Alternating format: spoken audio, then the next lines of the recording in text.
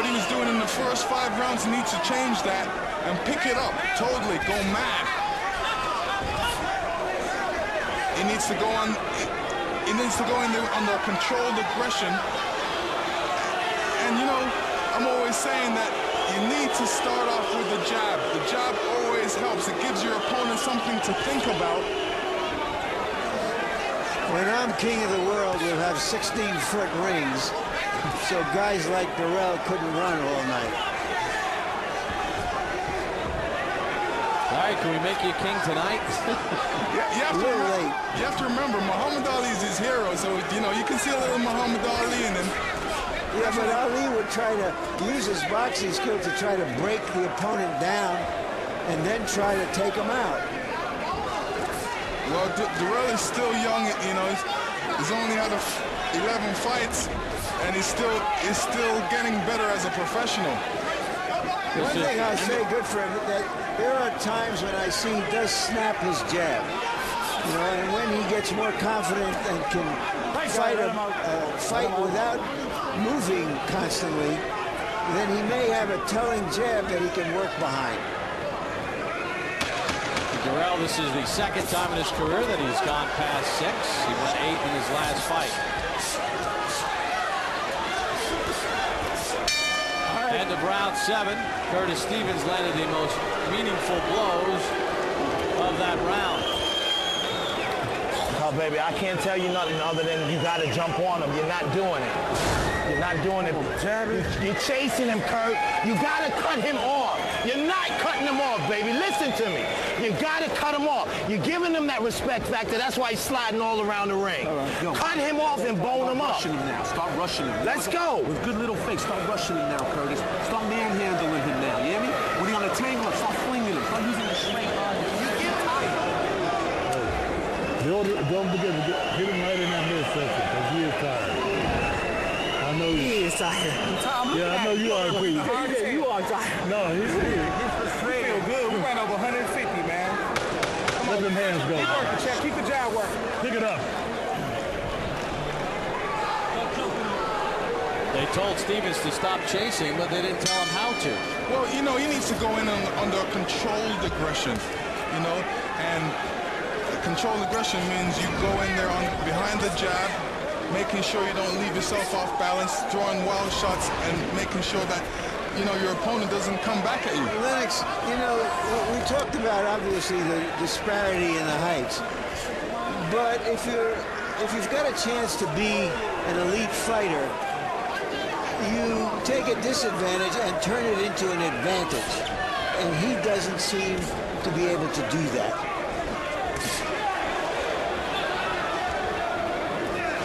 He's got to make his punches come more natural, you know. He did come in with a double jab there, but then that's, you know, everybody sees that right hand coming. He needs to throw a lot more different combinations. Especially in this weight class, I mean, he's going to always be the shorter guy. Always be the shorter guy. He needs to break these guys down. The only way he can break them down is go to the body and learn how to get in there under controlled aggression and be effective while he's in there.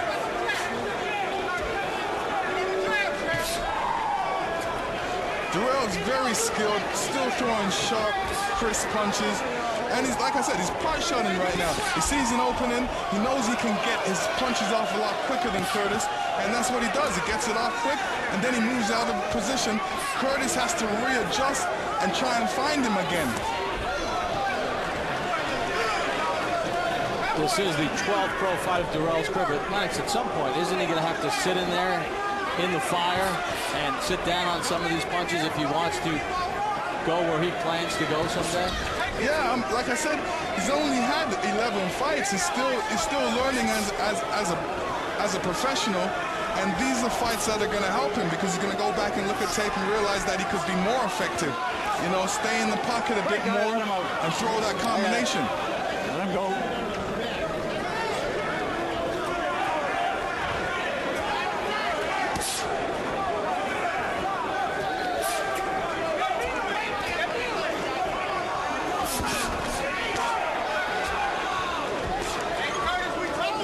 Let him out. Let him out.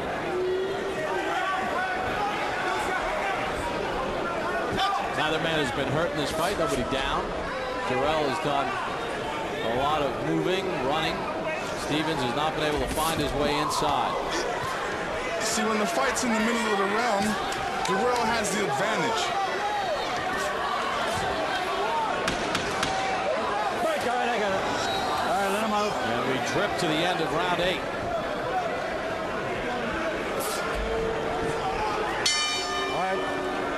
Now still to come, our main event here for the Mohegan Sun in Uncasville, Connecticut. For the 140-pound title, Lovemore Endo defends his crown against Paulie Malignaggi. He does 100 push-ups every hour. At 35 years of age, he said he's better now than he's ever been. He'll make the first defense of his 140-pound title. Lovemore Endo, 45 career wins, just 2-5 though. When he's fought in the United States, he takes on Paulie Malignaggi in our main event. And you're letting them do it because you're giving them the room. Don't go out your game plan now, you hear me? Keep your hands up and bang him. Catch his jabs. Don't get caught with nothing still. Be relentless. Bill Tyson, man, try to get him inside. Be relentless now. Push your legs into him, Kurt. Fling him on the corner. You got to stop him. You got to When you stop get started, I don't want you to stop it, man. When you hit him good, I want you to go 3 or 4 counters.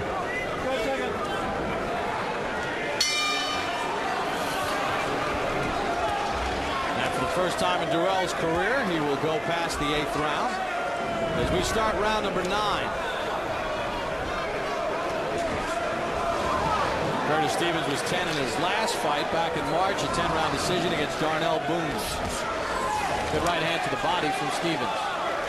We've been waiting about 8 rounds for that punch.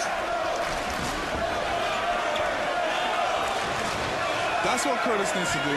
Dirrell is in wonderful condition, young athlete, with a beautifully made body. You can see some chance of him making something of himself. You wonder if he will ever settle down to have a real crowd-pleasing professional style. Now he has switched to southpaw.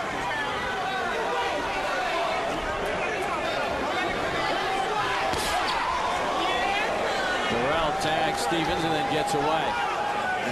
Curtis is getting a bit frustrated in there because, doesn't really know how to, get at Dirrell.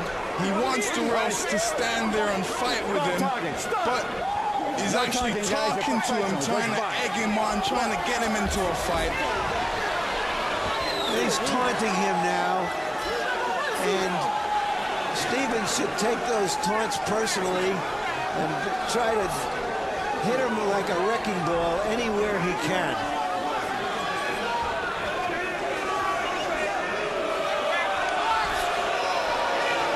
Dirrell sticks and moves, much to the dismay of the crowd.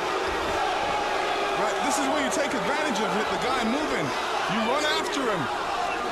Make him run faster. Make the crowd boo. If he doesn't make it as a pro, maybe Dirrell can go back to the Olympics as a 5,000-meter runner. When you say running, I call it effective moving. Moving in and out of problems, in and out of dangers. He can move into an offensive position when he wants, when he chooses to. This is what movers do. This is not running, this is effective moving.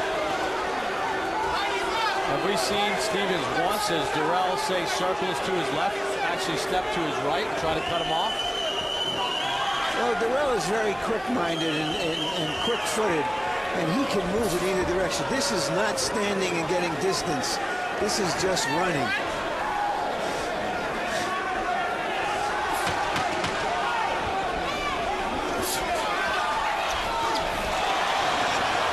Try to catch him with a left. Dirrell shoots a left of his own.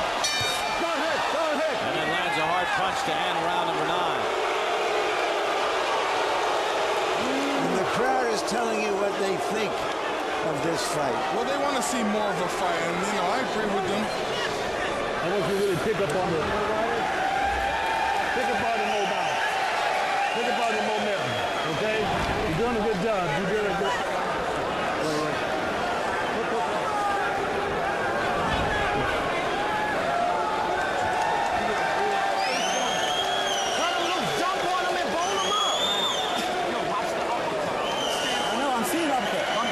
You're sitting there waiting for it. Go to the side, baby. Tick-tock and jump on him. Every time you do it, he stops. Gotta get relentless. Last round, guys. Last round. Gotta get relentless. Come on, you got to get busy, man. You got to get busy. Last round, Andre. We get set for the 10th and final round for Curtis Stevens and Andre Dirrell. Dirrell's done a lot of movement and running. Stevens can't figure out how to cut him off. Okay. Harold Letterman, how do you have it scored through 9? Okay, bud. 88, 83, 7 rounds to 2. Andre Dirrell. I mean, did either of these guys ever hear of a 4-punch combination? I mean, if they told Stevens in the corner to throw 4 punches, maybe he would throw 1. But